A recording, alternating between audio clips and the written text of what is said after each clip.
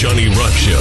Rockin' 101, the Rock Station. Rockin' 101. You're on the air. Please don't swear. Is this Joe? Yes, it is. Hello. Hello, Joe. Welcome to the Johnny Rock Show. How you been?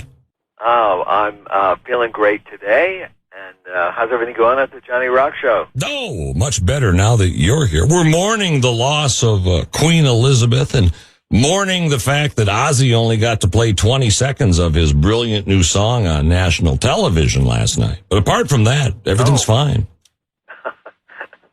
Boy, yeah, end of an era. Wow. Queen Elizabeth. Yeah. Oh, may she rest in peace. Oh, well, aren't you sweet? Well, listen, welcome back. The Earth Tour, October 22nd at the State Theater, downtown Minneapolis.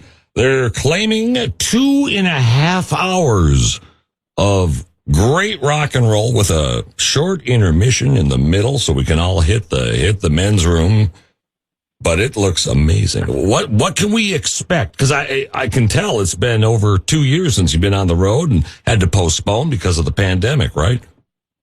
Yeah, it's been an unusual stretch for everybody in the world, including musicians who had to put off a lot of tours. But yeah, I found myself on stage with Steve Vai, as a matter of fact, and a bunch of other great players in early 2020.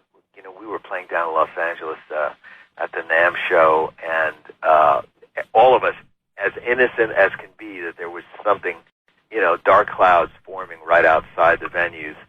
And but yeah, just as we were about to release my Shape-Shifting album, lockdowns occurred, and you know, after a while, I realized, well, this is going to take a long time. I might as well record another album. So by the time things clear up, I've got even more new music. So here we are. We have two albums that we never got to play for the fans live on stage, and so it's really exciting. So yeah, we're gonna need that 2.5 hours to get all this music out, plus all the favorites from the catalog of the last 35 plus years. Oh yeah, and I just played Satch Boogie, and it all came back to me that I remember when that song came out. I was a nighttime DJ at a rock and roll station. And wasn't that on like a small independent label at the time?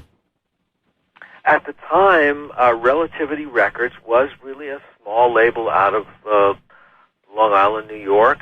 I wound up getting connected with them because my good friend Steve Vai, who makes weird records just like I do, had just done the same kind of thing where he had self-produced an album and was, you know, rejected by every label except this funny little label out of Long Island. And his record, as Steve said to me, he said, Joe, my record's way weirder than yours, so they should love yours.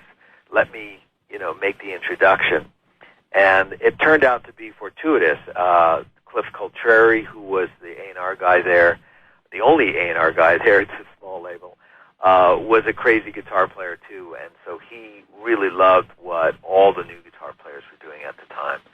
And that really, I mean, that just put us on the map because we had this young record company hungry to really make a name for itself. And boy, with strangest bunch of guitar players they had signed, and you know, it was really a lot of fun to work with the team there to get the music out there and to get it on radio stations. And so thank God for DJs. You know, you guys saved my life.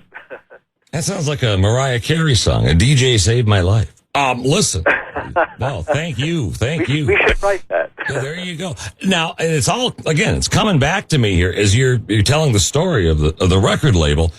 My local Midwest guy, his name was, I think, Mark the Shark. And he was a DJ, too, that got into the record business. But he was all over me to play this new artist. And thank God we did, because it was interesting. You know, if you're of a certain age, there was a time, boys and girls, when rock and roll instrumentals, well, they were all over Top 40 radio. Remember, you know, Hocus Pocus by Focus? That was a big hit. You know? That was great. Yeah, I love that song. The only number one record with yodeling in it. So, man. Thank God there was only one. Yes, just one. One was more than enough. Well, again, October 22nd at the State Theater, downtown Minneapolis. That's a great venue, by the way. When you get in there, it's It's beautiful. It's all been redone and updated, but they kept all the old classic light fixtures and the mural on the ceiling. You'll love it. And the acoustics are great. The sight lines are great. I urge you to go see Joe Satriani, October 22nd, once again. 2.5 hour show. Who do you think you are? Bruce Springsteen in 1980? It is crazy. Oh, man. We love to play. We want to make the fans happy. Okay. Oh, and I have a 6-piece Slingerland in storage, but your drummer, Kenny, is one of the best. Oh, Kenny Aronoff is just a force of nature. He's absolutely amazing. What a amazing human being he is. And then, yes, on the drums, wow. He's just like thunder and lightning all the time. Thunder and lightning. There's another top 40 hit from the 70s. Well, listen, we could do a podcast. No, Joe, thank you for coming on the Johnny Rock Show. We will see you October 22nd, and we'll be surfing with the alien that night. See what I did there? Absolutely. All right. Thank you. Thank you, Joe Satriani from the Johnny Rock Show, okay? Thank you so much. All nice right. to talk to you. Have a great weekend. Rockin' 101, the Johnny Rock Show in the morning on the Rock Station.